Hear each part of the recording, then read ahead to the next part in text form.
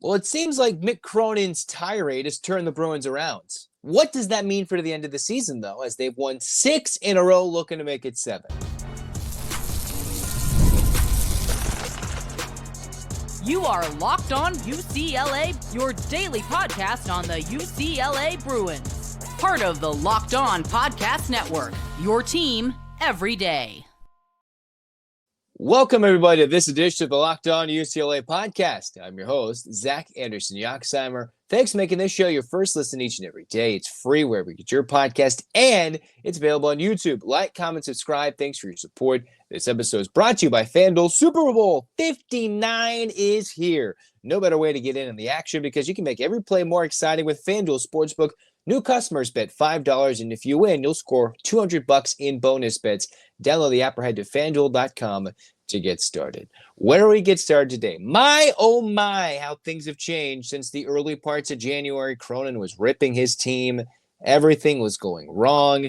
UCLA had nothing. They had nothing going their way. And now here UCLA is with the latest, most updated bracketology from Joe Lunardi, having UCLA now as a 5 seed playing their first weekend on the West Coast. Huge development for the Bruins in a crucial stage where I was hoping this team to come through the West Coast after a lot of travel, going to Rutgers, going to Maryland, came home, at least 3 top 20 matchups at the time. And I was hoping UCLA would go 5-2, right? You had a tough USC matchup. You had an unknown road Washington game where we didn't expect UCLA's leading scorer to be out 2 games. You had an Iowa team that had some good wins, even though the matchup favored UCLA.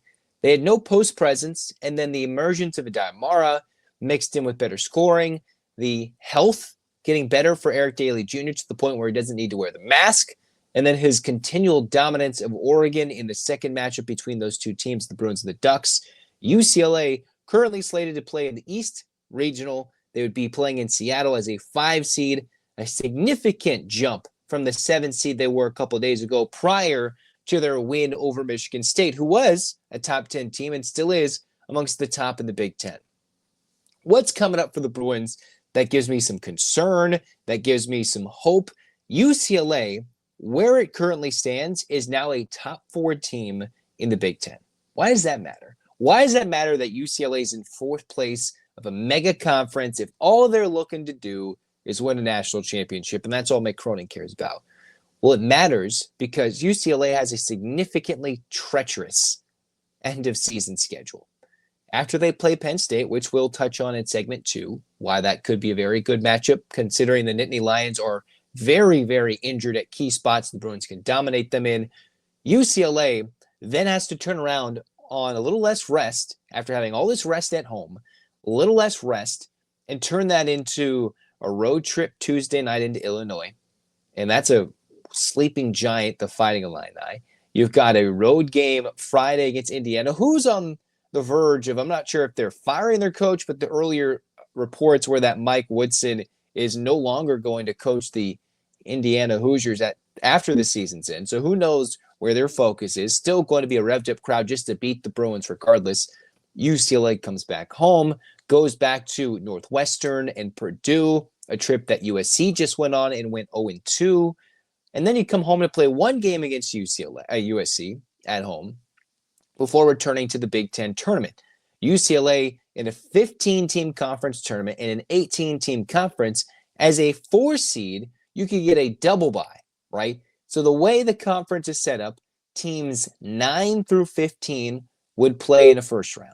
Then the 5 through 8 schools would play the winners of some of those schools, right? Some of those would play, that's how it works. Then in the 1 through 4, you would get a bye into the quarterfinals of a Big Ten tournament. I'm trying to pull it up right here. So UCLA, as of this week, is in 4th place because they are head-to-head win of Wisconsin. Maryland was up 17 at Ohio State earlier this week, blew that game, which means Ohio State's standing gets better before the Bruins play them on Bill Walton Day, which could help them for a high quad 2 home win potentially if Ohio State keeps winning.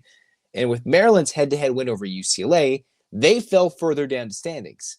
UCLA could have fallen from 4th to 5th, maybe 6th, depending on how things played out. Right now, with the tiebreaker, they're in 4th, and barring any Michigan State slip-up, maybe a Michigan slip-up or Purdue, all those teams have 2 losses, there's an outside chance UCLA gets into a top 3 spot, let alone wins the Big Ten championship.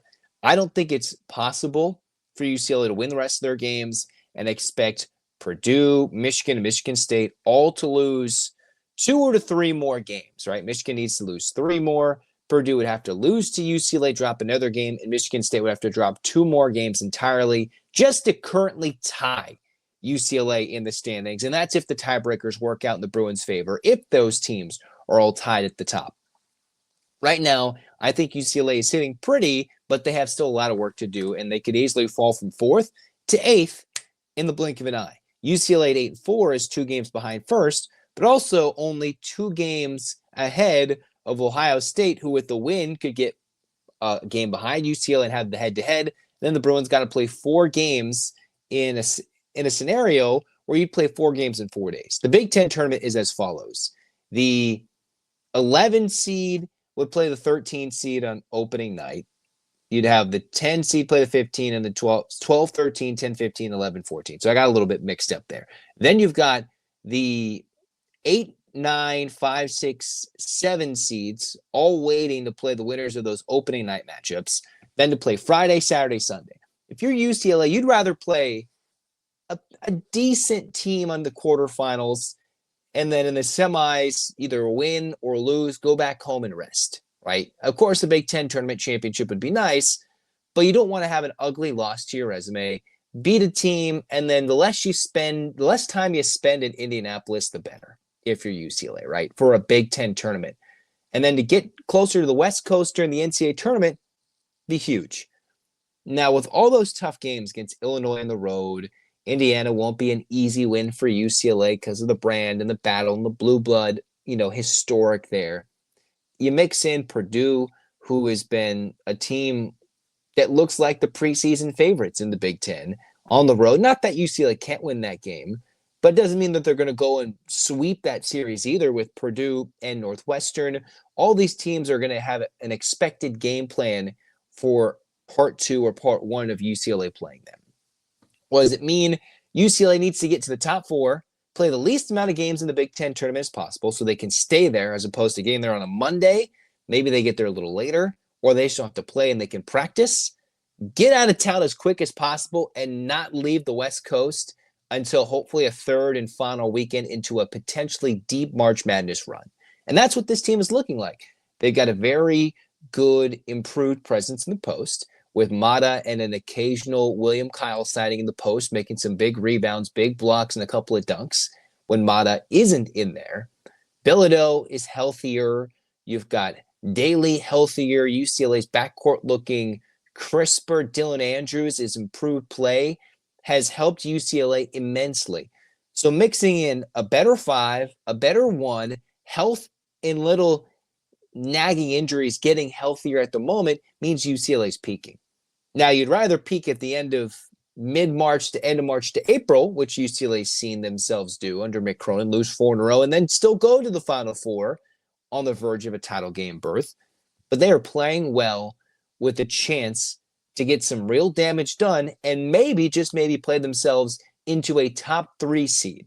I don't think UCLA, unless they win the rest of their games, including a Big Ten tournament, is going to get into a top 3 or 2 seed. Best case scenario, a low 3 seed, further away from home than UCLA would like. I'd prefer the 4-5 route where you have to play tougher route, play at home or closer to home in Seattle/Denver, get in the San Francisco regional, and then take all your chances to get to the Final Four. UCLA has proven they're good enough to hang with all these teams. They're also a little bit off in certain games where they can go on another 2 to 3 game losing streak, which is the danger going forward. They are red hot. Cronin has turned this team around with his tough words, his tough love, and the Bruins have responded. Now, is it more tough love, or is it Aday Mata getting better and being an important piece in the paint where UCLA had waited for him to get healthy after the offseason injury and be ready for that moment against Wisconsin? I think those two things go hand in hand, also with Eric Dailey Jr.'s health. All that together, the Bruins have stacked up 6 straight wins, are in 4th place of a Big Ten with a huge Maryland loss happening just the other day. And by the time the next top 25 comes out and a UCLA win, hopefully against Penn State, UConn losing as well with the same record that UCLA has pretty much. But Bruins shouldn't just be top 25. They can be pushing top 20, top 18 a week after half the top 25 teams lost, most of those being big upsets at home or on the road. UCLA could be pushing top 18, which they should be already. And after that win against Michigan State, I think proved they are a top 18, closer to a top 15 team in the country. And the more they do this, the better they're going to get projected in bracketology. Next, we're going to go more keyed in on this UCLA-Penn State matchup, which favors UCLA significantly because Penn State has got a couple of guys expected to be out due to injury. Even though Penn State's a very scrappy bunch, they also play, quote-unquote, Mick Cronin-like defense. What does that mean? Talk about it next.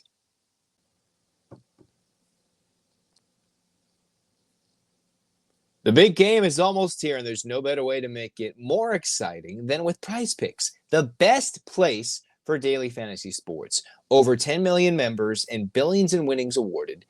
Prize Picks makes it fun and simple to get in on the action. All you got to do, pick more or less on at least 2 player projections, and if you're right, you can win up to 1,000 times your cash. Prize Picks even has a free pick for the big game where Patrick Mahomes only needs to throw 1 yard to win. Speak about a gimme, pair that with one more correct pick, and you're cashing out. Maybe you want to select more on Travis Kelce's receiving yards and more on a quarterback's passing yardage. You love most, you can get safer draws and your cash is in your account within as little as 15 minutes. Check out the promos tab for all and any of those big game winnings potentials. Download the app today. Use the code LOCKEDONCollege. Get $50 instantly after you play your first $5 lineup. Again, that's code LOCKEDONCollege for $50 instantly after you play your first $5 lineup. Prize Picks, run your game.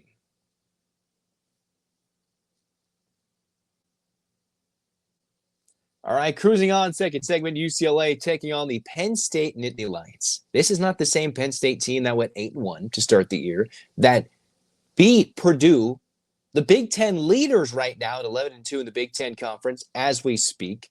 Clear first place at the moment, although Michigan and Michigan State are a game behind in terms of overall games played in the conference and right on their heels for first place.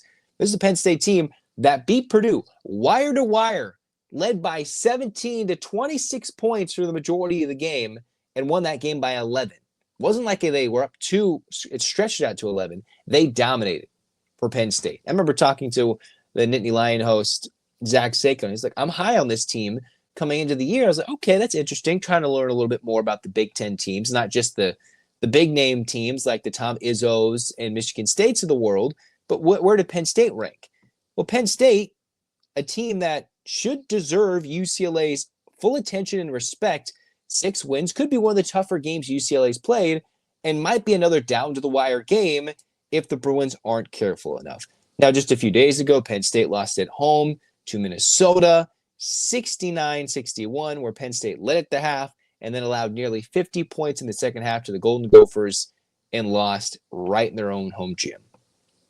Largely because Mike Rhodes' team is missing 2 of their best players. Their big 7-foot center who transferred from Northern Illinois, Yannick Niederhauser. I could be saying that wrong, but we'll go with it. He is not exactly a double-double machine, but he is the team's leading rebounder, 3rd best scorer, best post presence, best at field goal percentage, and is one of the team's leaders, in blocks, and one of the best at stealing the basketball on a team filled with turnover players ready to force UCLA to turnovers. So they're missing their center. That's an advantage for UCLA because Aday Mata could come in and feast. Or if Mick Cronin truly wants to, he can go small. Why?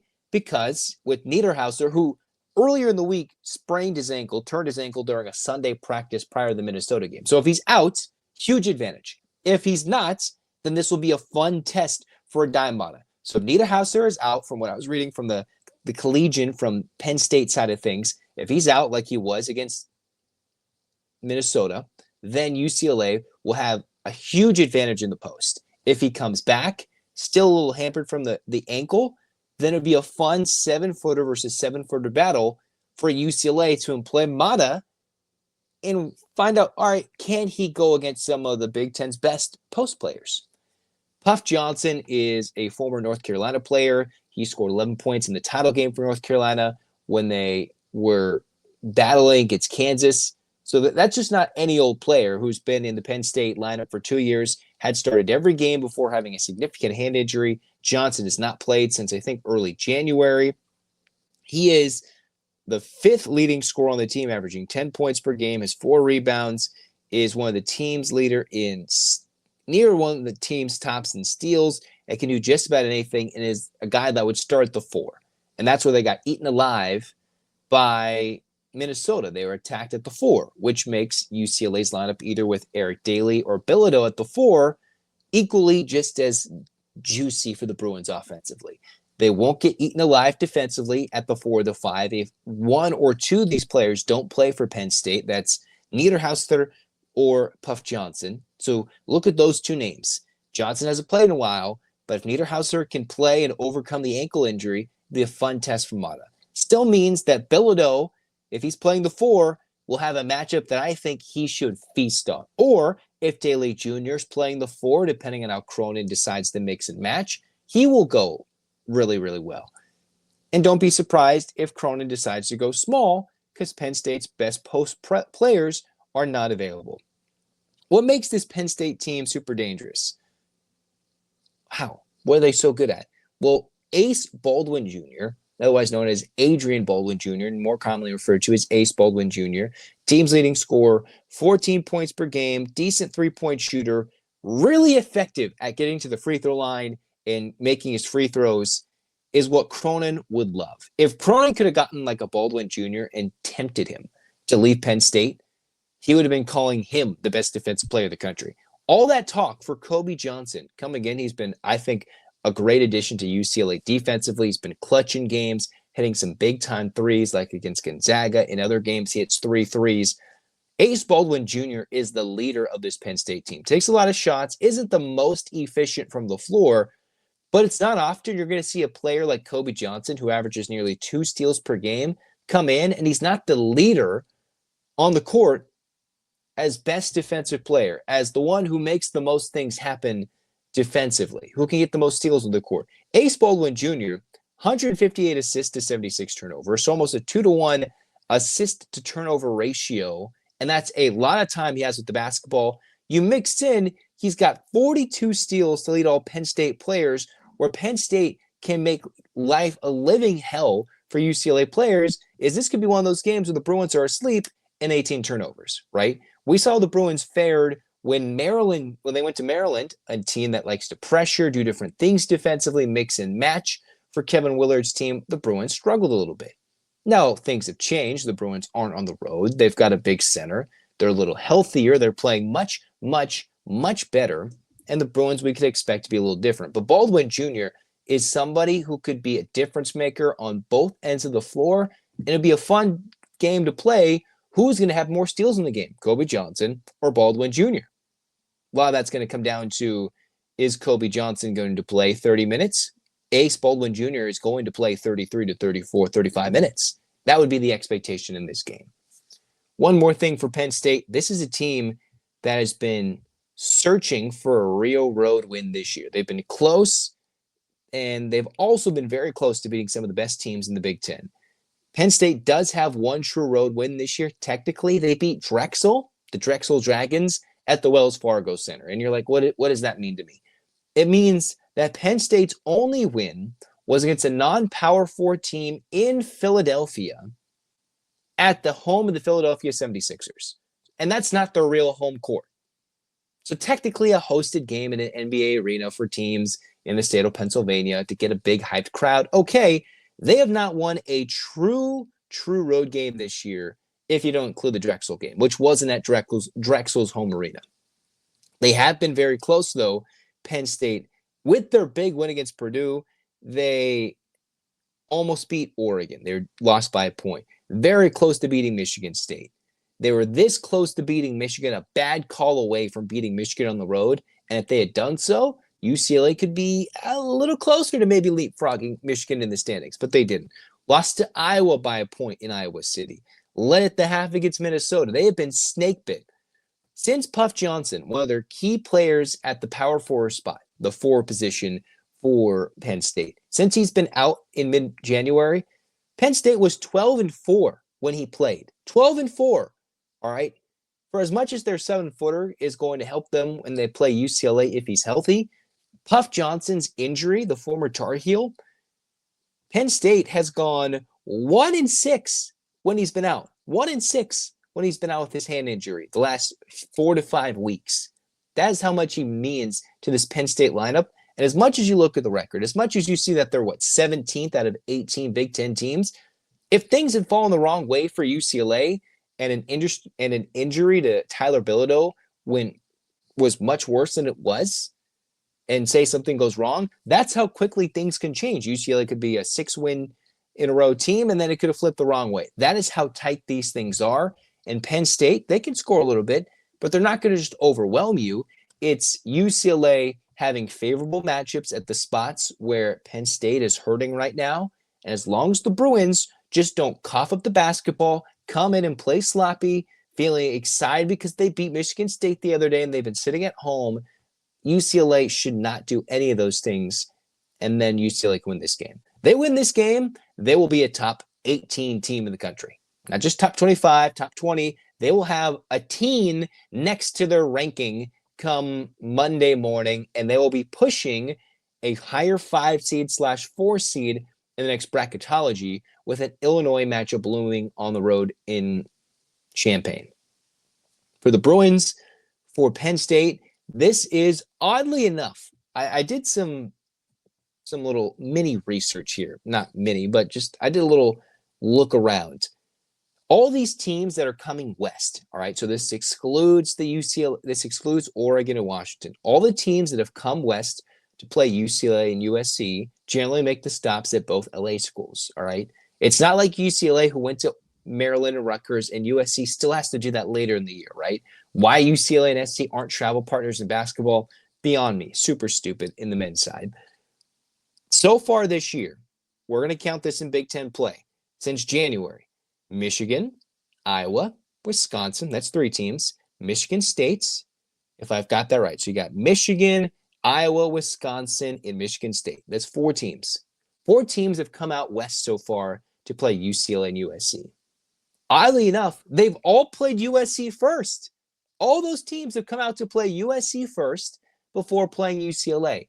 Penn State is going to play USC on Tuesday night in the Galen Center.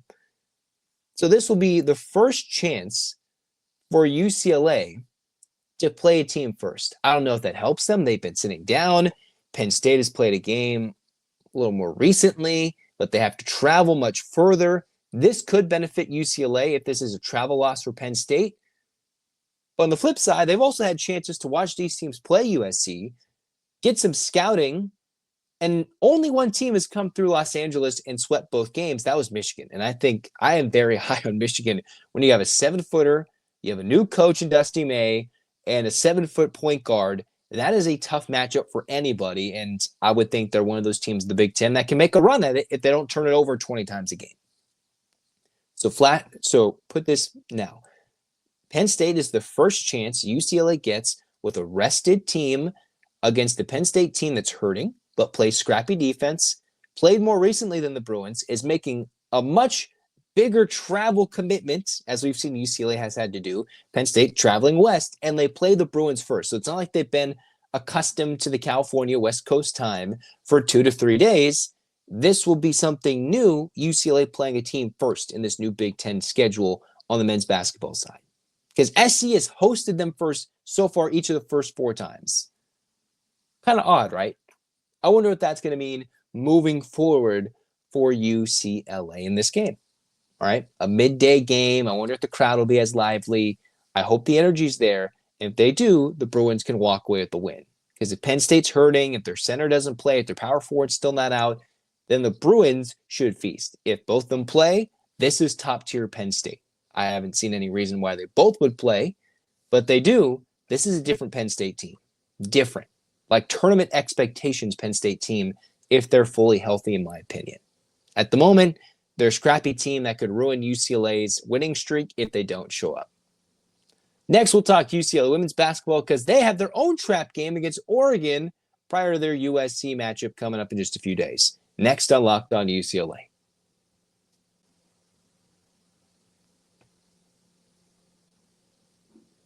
Super Bowl 59 is here. One game, two teams, endless possibilities, and there's no better way to make every play more exciting than with FanDuel Sportsbook. You can predict the first touchdown, call the MVP, or even bet on the coin toss. FanDuel makes it easy to get in on the action with live betting all game long, and you can adjust your bets as the game unfolds as you feel the thrill from kickoff all the way to the final whistle.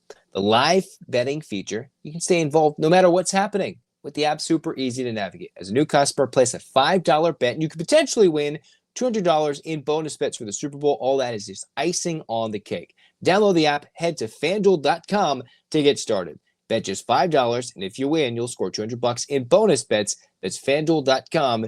Bet with FanDuel, an official partner of Super Bowl 59.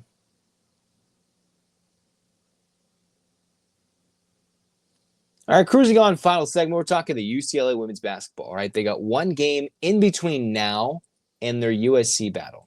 So again, another situation like for the UCLA men and UCLA women, they have a trap game in the middle of their next big road game. For UCLA, when Corey closed, they have to take a little field trip, right? A little plane ride up over to Eugene, come back. And let me tell you, it can be terrible weather in Eugene, Oregon. It can be very cold. Things will go weird. It's Matthew Knight Arena. This is not the same Sabrina Ionescu Oregon Ducks, who are top 4 and got their national championship hopes dashed because of COVID-19.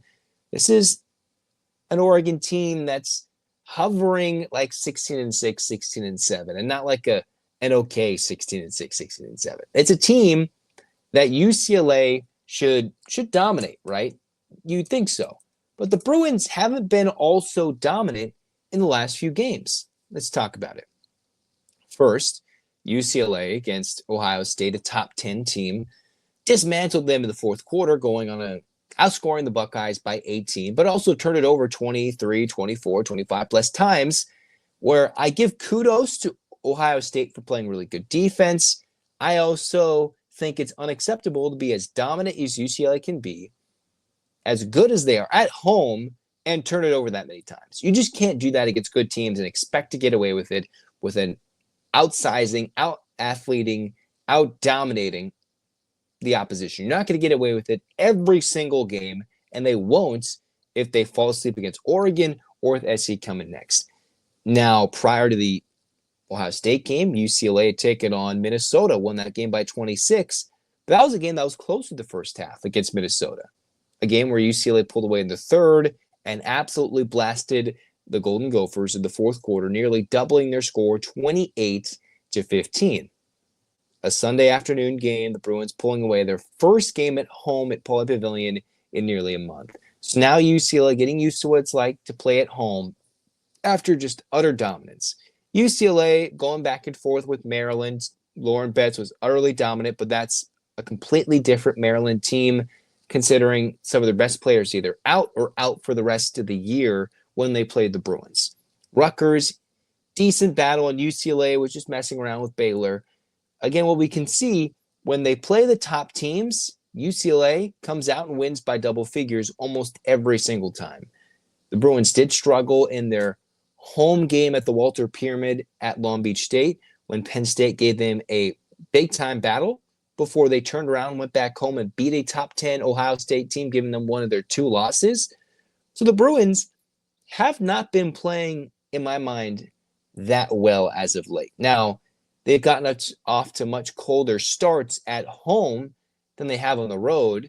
So I wonder what these next 2 games for UCLA against the Oregon Ducks will bring, and a very hostile crowd with USC waiting in the wings next. You can't look ahead. You got to give Oregon all the respect, because the Bruins just peek ahead a little bit. That's where that upset could happen, because the Bruins have showcased they go cold for an 8-minute stretch in these games. They'll turn it over. Of course, Betts needs to rest. You can't play 40 minutes. At least she's not going to play that with all the travel demands of the Big Ten schedule. You're not going to play that now when UCLA is favored in just about every game for the rest of the season.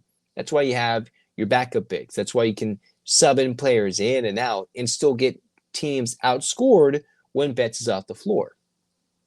Juju Watkins, though, and Iriafen with Kiki coming in to the Galen Center soon. That'll be a sold-out crowd, a crazy atmosphere, and one that can redefine what the NCAA tournament seeding, the Big Ten standings, looks like heading into mid-March when we're seeing who might be the Big Ten champions be.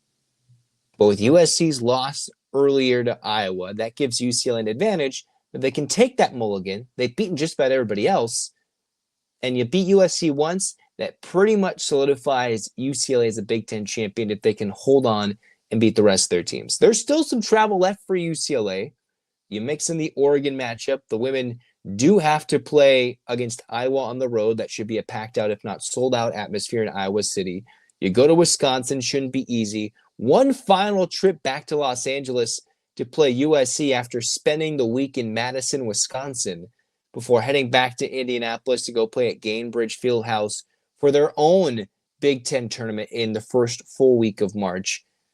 UCLA, their thing is they don't want to spend all that time in Indiana without having any reason not to. You got some fun matchups coming up, a lot less travel for the women. That's the big thing. Not that they haven't logged their miles already. Paris, France, San Francisco, that's basically like a 10-minute bus ride for them. So you got Paris, France, you had Hawaii, an East Coast trip where they play 3 games in the Maryland-Rutgers trip, one more trip heading east, and then a Big Ten trip, and UCLA gets to play a first round at home. I believe the regional this year is in Spokane, or that might be next year, but the regional will be played much closer to UCLA on the West Coast. And then you go to the Final Four. You might have to travel for 3 weeks if you're UCLA, at least not east, really far east. So make sure they give the Oregon Ducks their due respect.